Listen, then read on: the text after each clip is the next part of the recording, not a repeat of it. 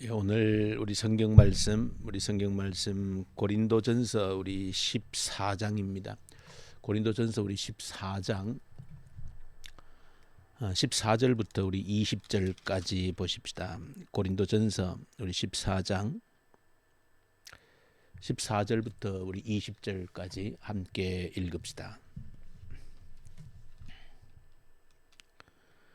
고린도전서 우리 14장 14절부터 우리 20절 함께 읽읍시다.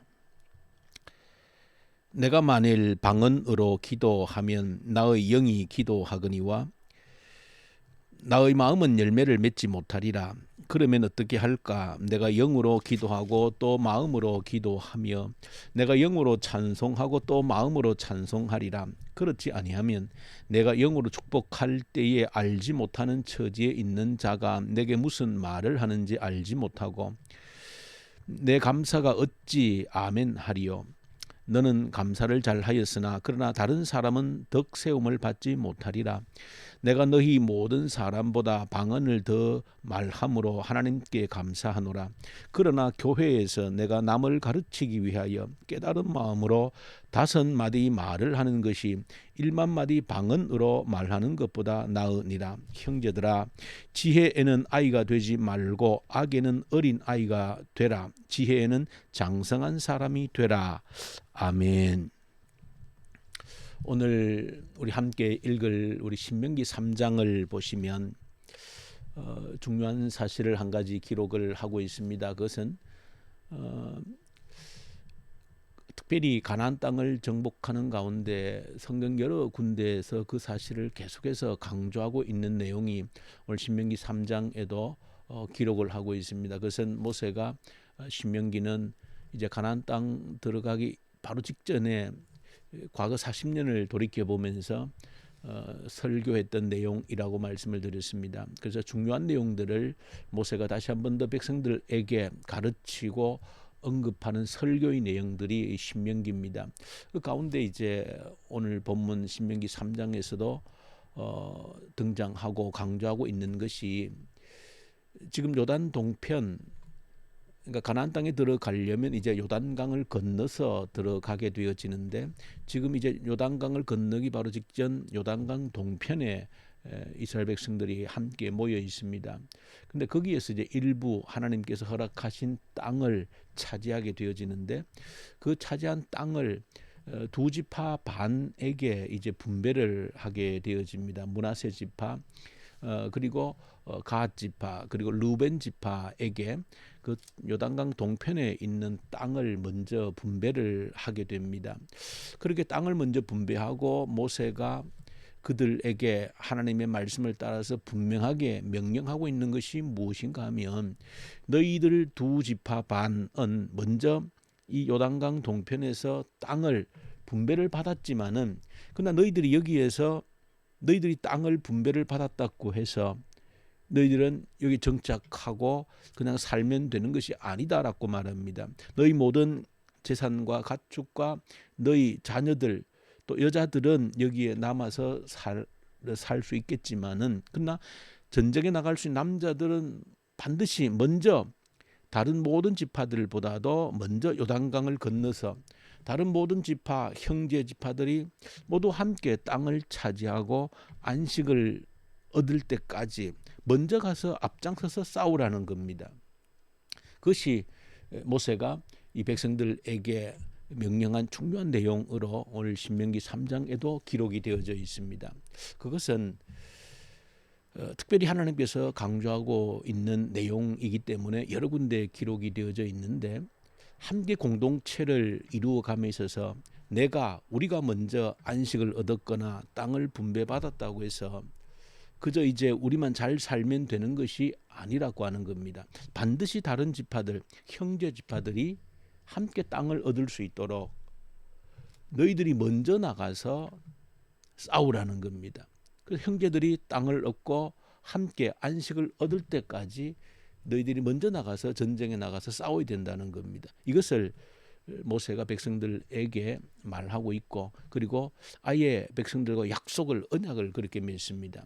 그렇게 했을 때에 먼저 땅을 분배를 받았던 이 두 지파 반의 지파 므낫세 또 갓 지파 루벤 지파는 그렇게 하겠다라고 약속을 하는 모습을 보여주고 있습니다. 이것은 이처럼 하나님께서는 이스라엘 백성들이 한 공동체로 보시고 모두가 함께 안식을 얻을 때까지 모두가 함께 노력하고 섬겨야 되는 그런 모습들을 보여주기 위한 강조점이라 할 수 있습니다.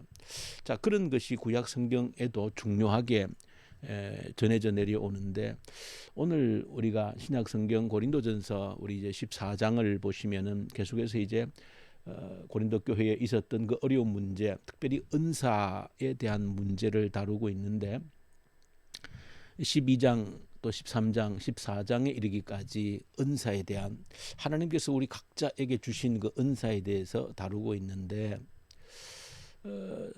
특별히 이제 어제 13장은 우리가 잘 아시는 것처럼 사랑장이라 해서 그야말로 가장 크고 귀한 은사가 사랑의 은사다 하는 것을 보여주시고, 오늘 14장에 오면 다시 한 번 더 이제 은사에 대해서 말씀을 하는데 14장에서는 특별히 방언의 은사 그리고 예언의 은사를 가지고 집중적으로 교훈을 하고 있는 내용이 14장에 기록이 되어져 있습니다. 이렇게 14장을 따로 다시 한 번 더 할애해서 이 방언과 예언에 대해서 집중적으로 조명을 하고 있는 이유는 특별히 고린도 교회 안에 여러 가지 은사들 받은 분들이 많이 있고 그 은사를 받은 것을 가지고 또 서로 내가 받은 은사가 좋은 은사다, 크다, 좋다 이런 일들이 분쟁이 있었는데, 특별히 그 중에서도 오늘 14장을 보면 이 방언의 은사와 이 예언의 은사가 다른 여러 은사들보다도 특별히 좀 말썽을 부렸던 문제가 되어졌던 은사로서 대표적인 것이 바로 이 방언의 은사와 그리고 이 예언의 은사라는 것을 알 수 있습니다. 특별히 고린도 교회에서 이 방언과 예언의 은사가 집중적으로 또 문제가 되어졌던 그 이유라고 하면은 그들이 교회 밖에 있을 때에 익숙해져 있던 당시에 고린도 사람들은 특별히 어떤 그런 지식적인 문제, 지혜, 철학 이런 데에 집중해 있었고 관심이 많았기 때문에 또 신비적인 체험 이런 데에도 아주 고린도 사람들이 관심이 많이 있었던 그런 분야입니다. 그러니까 이 사람들이 교회로 들어오다가 보니까 본래 그들이 관심이 많았던 그 신비적인 그런 체험, 그것이 바로 방언이라고 하는 것으로 그들에게 접목되어질 수 있고, 또 지혜 라고 하는 것은 이 예언하는 어떤 사역, 은사를 통해서 그들이 교회 바깥에서 관심을 가졌던 분야하고 아주 직접적으로 연관이 되어지는 그런 은사가 바로 예언의 은사입니다. 그래서 아마 이 고린도 교회의 특별히 다른 은사들보다도 이 방언 그리고 이 예언하는 은사가 문제가 되었던 것으로 그렇게 보여집니다. 자, 근데 오늘 여러분들이 한번 이 14장에 이 방언과 예언의 은사에 대해서 바울이 교훈하고 있는 내용을 쭉 보시면은 어떤 것을 바울이 전체적으로 말씀하고 있는 것이 뭔가 하면, 물론 바울도 방언을 했다라고 열심히 누구보다도 방언을 열심히 하는 사람이다라고 간증을 하면서, 그리고 방언의 은사에 대해서도 말씀을 하면서, 그러나 바울의 전체 초점이 어디 있는가 하면 방언보다도 예언하는 은사를 가지도록 노력하라는 것이 이 바울의 전체적인 14장에서의 흐름으로 볼 수 있습니다. 방언도 귀한 은사이지만 특별히 예언하는 은사를 가지려고 노력을 하라는 겁니다. 특별히 예언이라 할 때 우리가 우리 짧은 시간이지만 그러나 두 가지를 기억은 꼭 해야 됩니다. 예언은 특별히 성경 전체로 볼 때 예언이라는 단어 자체가 두 가지 의미로 쓰이고 있습니다. 첫 번째는 우리가 그냥 단번에 예언 그러면 떠오르는 대로 미래에 대한 예측입니다. 그런 의미로 성경에서도 이 예언이라는 단어가 쓰이고 있는 것은 분명히 사실입니다. 그래서 미래에 일어날 일들에 대해서 하나님께로부터 이제 알려주셔서 그것을 그대로 대언하는 그런 은사 사역을 예언의 의미로 쓰고 있습니다. 그러나 더 큰 보편적인 의미로 성경에서 예언이라고 하는 것은 하나님의 말씀을 해석하고 가르치고 적용하는 그 은사를 예언의 은사라고 하는 의미로 더 포괄적이고 큰 의미로 쓰고 있습니다. 하나님의 말씀을 해석을 하고 가르치고 또 사람들에게 적용케 하는 그 은사가 바로 이 예언의 은사라고 하는 겁니다.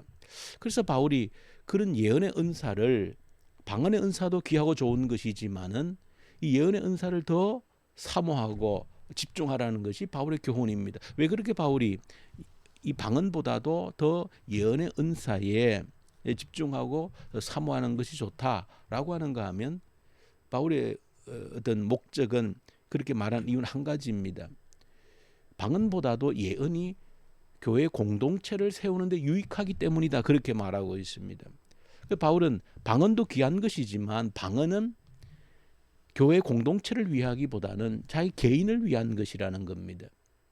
개인의 영적 은혜, 영적 기도를 깊이 할 수 있는 그런 개인적인 어떤 은사인 반면에, 예언이라고 하는 것은 말씀을 해석하고 가르치는, 말씀을 가르치는 은사이기 때문에 교회 많은 사람들에게 유익을 끼칠 수 있는, 교회 공동체를 함께 세워갈 수 있는 은사가 바로 예언의 은사라고 하는 겁니다. 그래서 바울은 방언이 귀한 은사이지만 그것은 개인에게 유익한 은사라고 하면 공동체를 함께 세워가는 데에 유익한 은사가 바로 예언의 은사라는 겁니다. 그래서 오늘 말씀을 함께 연결되는데 보시면 우리가 20절에도 읽었는데 지혜에 대해서 말씀합니다. 지혜라고 하는 것은 지식을 활용하는 능력을 우리 지혜라고 할 때에, 이 지혜를 가져야만이 말씀을 이제 해석하고 가르치는 데에 필요한 중요한 도구가 바로 지혜라고 하는 것이고 지식입니다. 그래서 이 지식에는, 지혜에는 어린아이가 되지 말고 어른이 되라, 그런 말씀을 하는 것은 다른 사람들을 가르치고 다른 사람들을 세울 수 있는 그 일에 열심을 내라고 하는 그런 말씀으로 받을 수가 있는 겁니다. 그래서 오늘 여러분들 한번 신명기 성경을 볼 때에도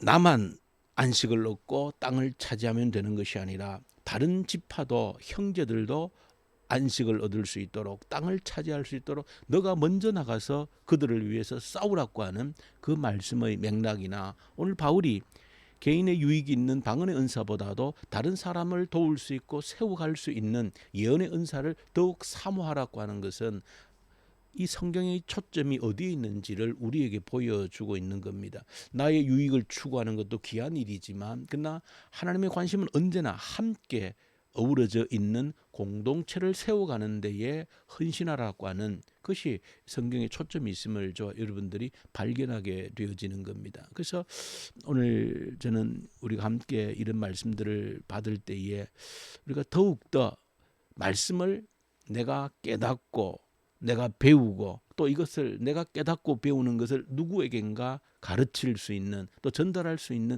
일을 위해서 노력하고 헌신하는 것이 얼마나 귀한 은사이고 사역인가 하는 것을 여러분들이 깨닫고, 그런 의미에서 여러분들이 성경을 배우기 위해서 날마다 노력하는, 공부하는 태도가 필요하다는 겁니다. 지식을 쌓아가는 태도가 필요한 겁니다. 우리 남은 평생에 해야 될 여러 가지 사역들이 있는 가운데 이 은사를 사모할 필요가 있다는 겁니다. 왜냐하면 이 성경을 깨닫고 가르치는 데는 끝이 없고 다함이 없기 때문에 우리 남은 시간들을 유용하게 하나님을 위해 드릴 수 있는 좋은 은사가 이 예언의 은사이다. 이를 위해서 끊임없이 공부하는, 말씀을 탐구하는, 내가 깨달은 바를 또 누군가에게 가르치는, 이를 위해서 하는 것은 나를 위해서뿐 아니라 공동체를 함께 세워가는 중요한 은사라고 하는 겁니다. 이를 위해서 여러분들이 나는 잘 안 된다 하지 말고 한 걸음 한 걸음씩 배움에 열심을 내는, 이것이 함께 내가 잘하고 다른 지체도 함께 자라게 하는 중요한 은사고 여러분들이 구하고 이렇게 열심을 내야 될 은사라는 사실을 여러분들 한번 기억하고 이 새벽에 한번 같이 기도의 제목으로 삼기를 원합니다. 우리 주님 아버지 감사합니다. 우리에게 필요한 유용한 좋은 은사들이, 귀한 은사들이 많이 있지만 그 가운데서도 공동체를 함께 세워가는, 형제들을 함께 세워가는 데에 필요한 은사들을 더욱더 사모하는 그러한 저희들 되게 하여 주옵소서. 우리 주 예수님 이름으로 기도 올려드립니다. 아멘. 하늘에 계신 우리 아버지, 아버지의 이름을 거룩하게 하시며 아버지의 나라가 오게 하시며 아버지의 뜻이 하늘에서와 같이 땅에서도 이루어지게 하소서. 오늘 우리에게 일용할 양식을 주시고 우리가 우리에게 잘못한 사람을 용서하여 준 것 같이 우리 죄를 용서하여 주시고 우리를 시험에 빠지지 않게 하시고 악에서 구하소서. 나라와 권능과 영광이 영원히 아버지의 것입니다. 아멘. 주신 말씀 가지고 간절히 기도 올려드리십시다. 여러 가지 은사가 있는 가운데서도 공동체를 함께 세워가는, 다른 사람을 함께 세워갈 수 있는 이 가르치는, 배우는 은사를 내게도 하나님 더 크게 허락하여 주옵소서. 그래서 우리가 함께 공동체를 세워갈 수 있도록 도와주십시오.